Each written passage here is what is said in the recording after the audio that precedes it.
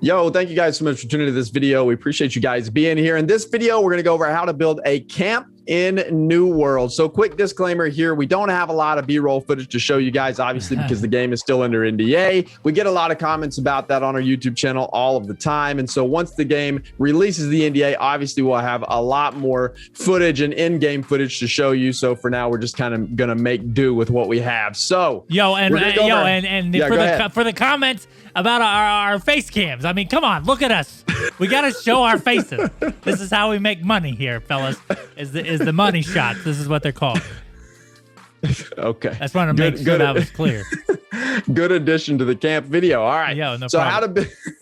how to build a camp in New World. So let's go over that real fast. So in New World, you can build a camp while you're out in the wild. It serves as a respawn point whenever you die, and there is a respawn timer for PvP. We're going to talk about that more in just a second. You can rest at a camp to regain your HP quickly, and you can craft basic items at your camp while you're all out in the wilderness, right? It's also important to note that whenever you're out there in the wilderness, there are territory boundaries. You cannot build within those territory boundaries, and if you scroll on your map, you can see those. You have to build outside of those boundaries. So how do you go about obtaining the ability to craft a camp? So you have to complete a series of quests in order to unlock that ability. And once you wash upon the shores of Aeternum, there's going to be a watcher there, and you have to complete those quests first. So it's important to not skip those quests. You have to complete the quests on the beach first in order to progress to the next quest within the settlement. So Red, how about you take it away here, man? All right, dude. So once you complete the first few quests, you will then be able to directed to the closest town. You will need to continue to progress throughout the quest line, and you'll eventually be directed to the survivalist.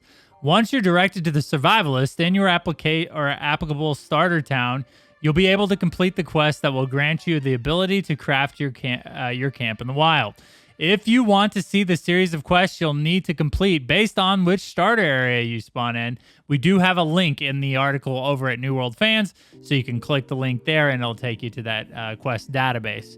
Once you gain the ability to craft your camp, you will then craft it by finding a good spot outside of the town and outside of any artifact or territories that will be perforated dotted lines around. You'll know like when you can't build or build. Then you would press Y. You will need 5 wood and 1 flint in order to craft the tent.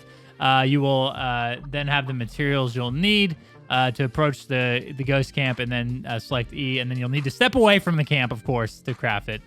Once your camp is constructed, you will then be able to rest at that camp by pressing the default key T, and can craft basic items, including tools, potions, tinctures, food, and a basic sword. You unlock different tiers of your camp through specific quests in the world at the following levels, and this is new. The camp's auto level during the preview event. So now you have to unlock these tiers. It is level 5 for tier 1, level 15 for tier 2, 25 for tier 3, level 40 for tier 4, and level 55 for tier 5. And not artifacts, Bordy. What is the word I'm looking for? Landmarks. There we go. You cannot craft camps inside of landmarks, and those areas on the map are outlined by perforated lines. So and obviously you're going to get an error message if you try to craft them there anyways. Yeah, absolutely. So as you level your camp, you're then going to have the ability to craft higher tier potions, tinctures, food, weapon coatings. But as Red said before, you can only craft some basic stuff at your camp. So you can craft health recovery, mana potions, defense recovery foods, all the way up to tier 5. Corruption tinctures up to tier 5. These can only be crafted at your camp. And then blight tinctures up to tier 5, arrows up to tier 2. You can also craft beast, ancient, wraith, corrupted, and angry earth weapon coatings up to tier 5 at your camp. And you cannot craft higher than tier 1 tools or a tier 1 weapon at the camp, regardless of your camp's level. It doesn't matter how high your tier goes. You cannot craft anything higher than a tier 1 tool or a tier 1 weapon. How do you feel about that, Bordy? Good? Not good? Well, yeah. I mean, I think that's good. You don't want to be able to be out in the field and craft these orichalcum swords out there at your camp. That'd be kind of silly. So I think that is a good thing. So here's one of the big additions that just happened. This just took place with the patch notes very recently. Well, today, actually, as of the recording of this video, they released the patch notes. So there's some important differences for your camp whenever you are flagged for PvP. Red and I have talked about this a lot, and these are very good changes that they made. So when you're flagged for PvP, choosing to respawn in a camp activates an incrementally increasing respawn cooldown. Very, very good. For each subsequent camp respawn, this cooldown increases. And if the player chooses to respawn elsewhere, so like at a settlement, the cooldown will continue counting down in the background. And if the player dies while flagged for PvP, while the cooldown is counting down, the time increment will be added to the current value. And what this is supposed to do is make respawning at a settlement and running back into the fray a great way for players to lower their camp's cooldown. But this is to prevent players from dying in PvP, respawning immediately at their camp and going right back into the battle, which Red and I have talked about multiple times is a big issue in the game, or was, until they added this. This is their fix to that, and I am on board for this fix. I didn't think they were going to remove this camp mechanic altogether, and they didn't, and they added this, man. So what do you think about these new changes to the PvP spawning mechanics, Red? Well, I think a lot of it requires how long is the cooldown, right? Is it 5 seconds? Because that's not going to make a difference really in a combat or in a battle. But if it's like, progressively like at 30 seconds for each time you die, then a minute, 2 minutes could be the difference between winning the battle. And I think that's the main point.